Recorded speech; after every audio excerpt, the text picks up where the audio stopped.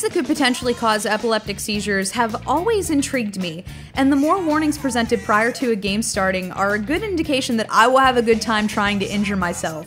So obviously, Dance Dance Revolution is the game for me. Dance Dance Revolution Extreme 2 is a whole lot of title that made its way to the PlayStation 2 in 2005. If you don't know why people are dancing or how it corresponds to a revolution, join the club. DDR is a music video game where you look ridiculous by throwing yourself around a dance mat that corresponds to arrows that scroll up or down a screen. Pressing on the right arrow in time with the music will garner points as well as keep your life meter from depleting. Once it gets to 0, it's game over in big letters right in your face. Years in the future, society will look back and wonder why we loved a game that not only humiliated us in private, but also put us directly on the chopping block in front of confused and scared audiences. Grab my heart. In the past 5 years, people have been turning to DDR as a workout, and this version also supports workout mode. It's a useful tool, but is still just taking a stab in the dark as to how many calories you're burning. Luckily, there's that ever-amazing tracker that lets you know how far you've run. Personally, I've always felt like workout mode has been a solid point of validation for me when I talk about playing this game. Yes, it's fun, but look, I'm also actually doing something with my time.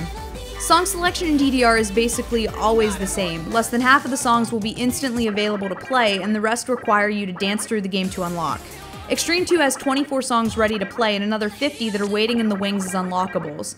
Prior to this game, you unlocked songs simply by playing through tracks, but Extreme 2 shook things up a little by adding Dance Master mode.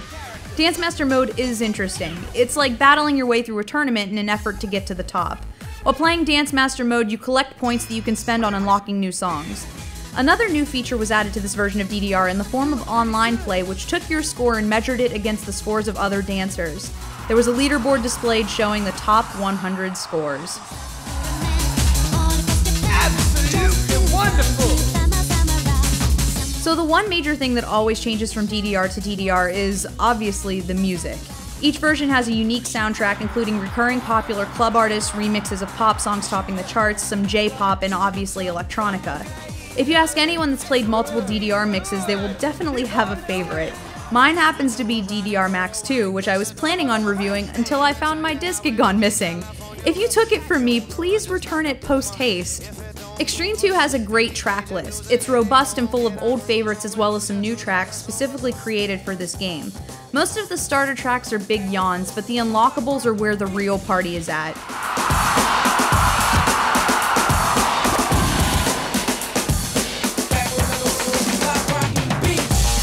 For me, this track listing ranks as a very close second.